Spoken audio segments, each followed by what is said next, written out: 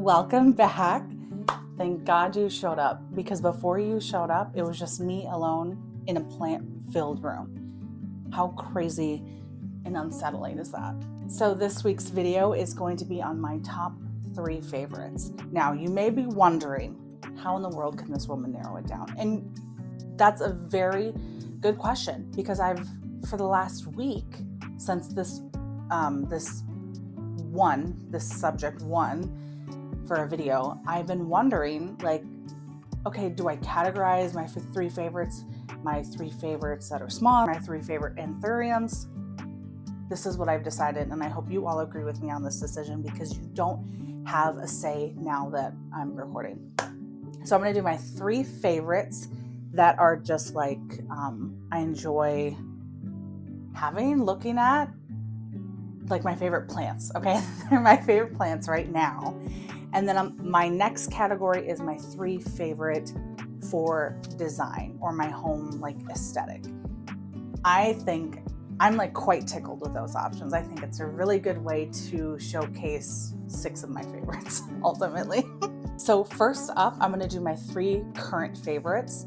This is a really hard question. When you ask anyone who is, very much in love with a hobby, to narrow down that hobby is hard, but I've been through harder things, if you can believe it. So this really is not that hard, but it's hard enough that I'll complain about it. Number 1, top of the list.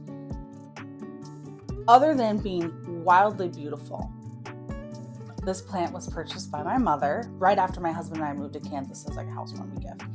It was very small, but now it is quite a hefty, beautiful plant. This is an Antherium clarinervium, I think is how you pronounce it. It is so stunning. I love this plant. It is so easy too. As far as like Antheriums go, I feel like there's some out there that are not the easiest, but this one has been phenomenally easy.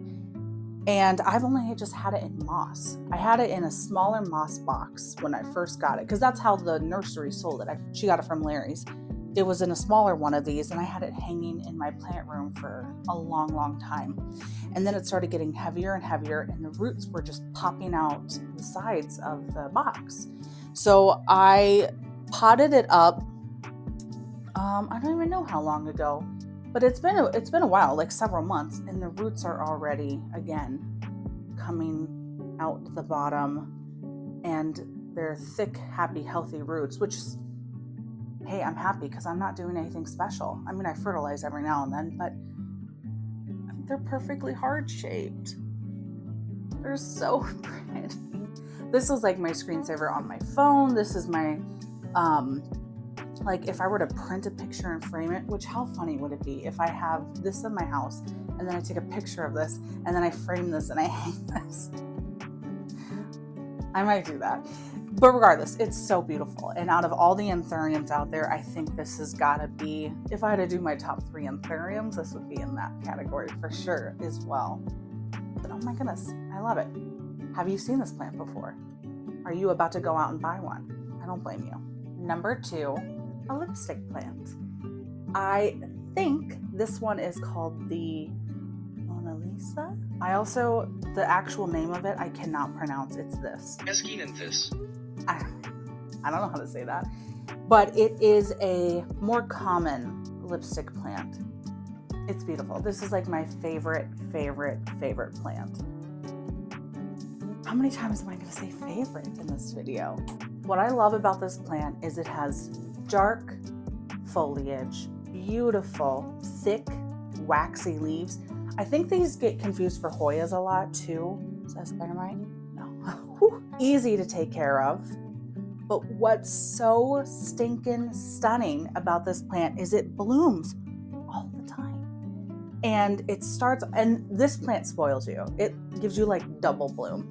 So it starts off with these like maroon, purple looking buds, but on the inside you can see the real bloom comes out this bright, rich red. It is so eye-catching, and the bright red next to the green is such a stark contrast. It's such a good looking plant. It's made me want to get into lipstick plants more because they're so easy and it blooms all the time. Because for me, I have quite a few Hoya and they've only bloomed for me like a couple of times. And I think that's really rude considering I provide what they need. But this, I feel like I water when it's half dead and it's like, okay, here's like double blooms for you. I love it. I love it, love it, love it. I'll insert a bunch of pictures too of the blooms. They are so pretty. I love it. Next. Number 3 is, okay, let me look at my notes again. It's so hard to say, and I'm also like illiterate. Epiphyllum guatemalense.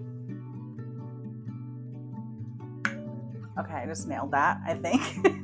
This is I think the nickname is Curly Locks. This is a cactus, right? I love how I don't actually know. Okay, so this is a cactus. That blows my mind because it doesn't look like your traditional cactus, but I guess what else would it be? What is the selling point for me on this, other than the very unique foliage? I mean, this is insane. This is so cool. The blooms. Have you ever seen these bloom? I've only had this for like a couple of months, so no blooming yet, and as dry as a rock. You think I should water this maybe? The blooms on this are like these perfect little, like tiny round pink bulbs before they bloom, and it looks so stinking cute. And I just found out while researching that these blooms, oh wait, no, is it the blooms? The fruit. Is the fruit and the bloom different? Maybe they are. The fruit is juicy, edible, and very delicious. So not only are we getting plants, ladies and gentlemen, we are full-on gardeners now because I'm providing for this family with cactus blooms. How fun. So there's just no reason not to have this in my collection. It's so pretty. I love it. Okay, so for the next 3, these are going to be my favorite. It's even hard to describe it. These are my favorite aesthetically, my favorite like to look at as home decor. I don't know. Put in the comments, how would you categorize this? But these next 3 plants are my must-have. If I had to, if I had to limit myself to just 3 plants, which it's never gonna happen, these are the 3 I would really wanna have. So first off, none of these I'm gonna be able to hold. All of the ones I have are ginormous and they're not either A, gonna fit into the frame, or B, I don't wanna remove them from their perch because they're so large. But number 1, and I think everyone should have this plant, is the Dundrum Herum. Now in that category, there's a ton of beautiful plants. There's the silver stripe, there's the cream splash, there's the rojo, there's just the normal green, dark green one, and then there's the lemon lime. All of them work into this category. This is a must-have plant in any home. It's so easy to take care of. They're absolutely beautiful. They reward you with foliage constantly. They can be trailing, they can grow up a wall, you can clip them, you can prop them. They're so stinking easy and they're stunning. It's such a nice way to have plants in your home, and it makes you look like you know what you're doing. But for me, Brazil's number 1. I love the color, the lime against the like dark green on the foliage. It's just stunning. It's my number 1 recommended plant for anyone. If you want to have a plant in your home that looks beautiful, gets very full, easy care. I'm just saying the same things over and over again. But honestly, if you don't have one, you should really have one. Okay, I'll get off my high horse. On to the next. So this plant, I love it so much. This is not for everyone because it is a big one. It's one that requires space. So for example, like the Brazil, that stuff, that I don't feel like that takes up space. You know, you put it on a shelf and it drapes down, no big deal. This one, it takes up square footage. The Philodendron Congo. This plant, so beautiful. And the leaves on these things are ginormous. They get so large. Love this plant too because I got it as a little plant from Home Depot like 4 years ago. And I will tell you, out of all the plants I've ever had, this has been my easiest one. I have gone a long time in between waterings on this, and it still has survived. And not only survived, it's thrived. To me, every time I see it, I'm in awe of how really beautiful it is. It makes all the difference in any space, because even if you just have this one plant in a room, that room feels like a jungle. Like it just transforms a room so easily. Number 3 is the Philodendron Splendid. Oh my goodness, could you choose a more beautiful plant? Probably not. This I love because it has that dark, rich, velvety green, and another one that's fairly easy to take care of. My only downside with this plant, or any velvety plant that is I feel like spider mites just love it. They love a velvety green leaf. So if you're on top of treatment, or you have good eyesight to catch when you think a pest situation is coming on, then I'd still recommend this because it is a beautiful plant. I'm looking at mine over in the corner here. It's so rewarding. And I got this as a plant. It had 3 leaves on it, and now it's 1, 2, 3, 4, 5, 6, 7, 8, 9, 10 leaves. And I've lost several of the bottom ones as it's gotten older.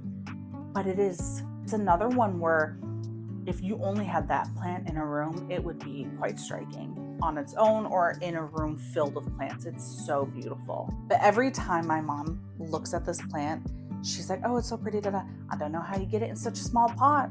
And that is the fun thing about philodendrons. You can have them in such small pots. You don't have to pot them up for such a long time. I do think this summer I'll pot it up just because I probably should.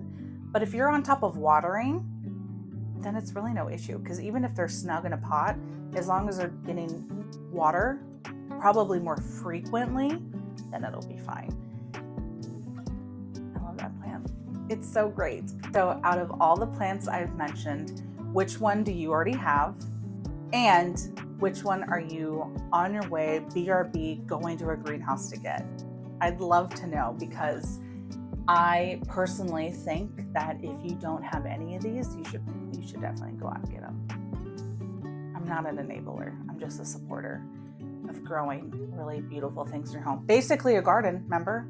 I'm helping feed your family. If you don't mind heading over to my Instagram at bubblyju, I'll be posting a poll there, and it'll have a couple of different options. So if you want to vote on what you want to see next from me, please do. I'd super appreciate it, because I have all of these ideas, and I would love to have you help me narrow it down. If you have any questions, feel free to comment below. And if you're looking for actual answers, just go ahead and Google it. Okay, bye everyone.